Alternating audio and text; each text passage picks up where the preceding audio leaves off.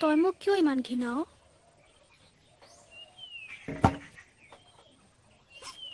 সদাগৰে মোক ইয়াত বিয়া কৰা আনোতে কৈছিল মই তাৰ ঘৰৰ গৃহস্থনী হম।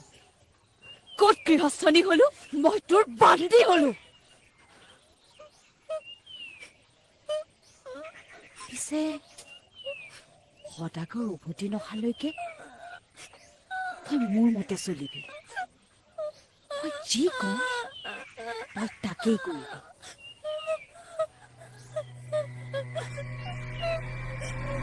কোনো কথা তই পেলাব নোৱাৰিবি। ভোক লাগিছে? ভোক লাগিছে?